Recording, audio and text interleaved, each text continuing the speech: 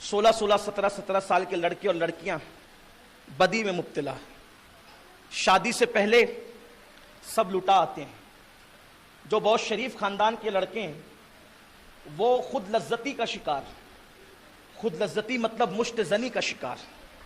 اور میرے آقا صلی اللہ علیہ وآلہ وسلم نے فرمایا، حدیث پاک کا مفہوم ہے کہ قیامت کے دن جنہوں نے اپنے ہاتھ سے اپنی جوانی کو ضائع کیا ہوگا، اعلان ہوگا کہ ہاتھوں سے نکاح کرنے والے کہاں ادھر آئے؟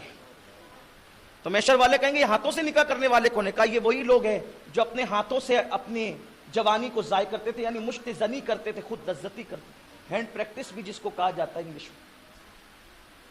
یہ وبا جو پھیل رہی ہے نا شریفوں میں، کیونکہ اس میں پکڑے جانے کا کوئی خوف نہیں ہوتا، لیکن یہ گندی فلمیں دیکھنے کی وجہ سے، گندی پکچریں دیکھنے کی، گندی تصاویر دیکھنے کی وجہ سے، گندی باتیں کرنے کی وجہ سے یہ پھیل رہی ہے۔ اور فرمایا گیا کہ جتنے قطرات ضائع کرو گے ہاتھ سے، اتنے بچوں کے قتل کا وبال آپ کے سر، اور ایک قطرے میں کروڑوں بچے پیدا کرنے کی طاقت اللہ نے رکھی ہے۔ تو وہ بغیر سر کے بچے آئیں گے اور کہیں گے کہ کہاں ہے وہ قاتل، اس کو لایا جائے۔ اب پوچھا جائے گا کہ تو نے ان کو پیدا ہونے سے پہلے کیوں گٹروں میں گرایا تھا؟ کیا جواب دیں گے لوگ؟ یہ چھوٹا موٹا گناہ نہیں ہے جو ہمارے نوجوان اس میں مبتلا ہیں۔ جو شریف لوگ ہیں پکڑے جانے کا خوف نہیں ہے اس میں، تنہائی کے اندر یہ بلا میں مبتلا ہے، برائی مبتلا ہے۔ خدا کے لیے اللہ کی بارگاہ میں توبہ کرو، ہر چیز کا حل توبہ ہے، پلٹ جاؤ، سچی توبہ کرو، اس لیے کہ میرے اللہ کا اعلان ہے جو میری طرف چل کر آتا ہے اللہ کی رحمت اس کی طرف دوڑ کر جاتی ہے۔ مجھے ان گناہوں کا ذکر کرنے کا کوئی شوق نہیں، لیکن میرے دل کا درد مجھے بے قرار کرتا ہے کہ اگر ہم بھی نہ کہیں تو ان کو بچائے گا کون، ان کو آگاہ کون کرے گا؟ اپنا کام تو ایک سگ کی طرح ہے کہ بس وہ آواز لگائیں تاکہ بھولی بھالی بھیڑیں اس خطرے سے، گناہوں کے خطرے سے واپس سوئے حرم کی طرف پلٹ آئے۔ تو عرض یہ کر رہا تھا، یہ فلمیں، یہ سینما، یہ سیریل، یہ گندی تصویریں یا تو خود لذتی کی طرف لے جا رہی یا تو زنا کی طرف لے جا رہی۔ اور یاد رکھنا جہاں زنا ہے وہاں فنا ہے۔ ابھی ہمارے حافظ صاحب میں جب اجتماع میں آ رہا تھا تو انہوں نے مجھے بتایا کہ برائی کس طرح عروج پر چلی۔ 16-17 سال کی عمر ہی کیا ہوتی برائی میں مبتلا۔ مگر یاد رکھنا امام شافعی کے اشعار کا مفہوم ہے کہ ہر قرض لینے والا اپنی مرضی سے ادا کرتا ہے، لیکن زنا وہ قرض ہے ادھر تو نے لیا ادھر تیرے خاندان کی کسی عورت سے ادا ہو جائے گا خود بخود۔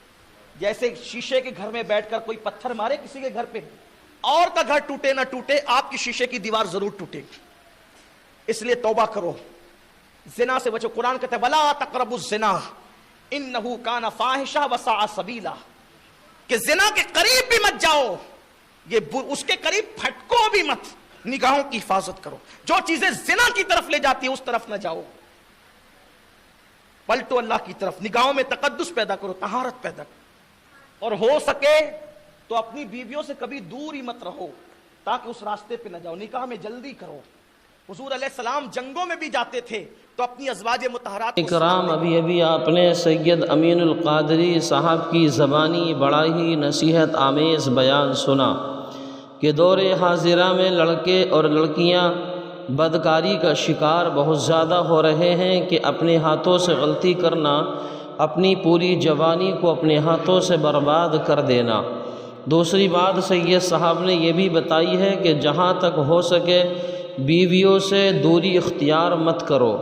ناظرین اکرام، جو لوگ سعودی، دبئی یا بدیس جاتے ہیں کئی سالوں کے لیے، تو ان کو چاہیے اپنی بیویوں سے اجازت لے کر کے جائیں۔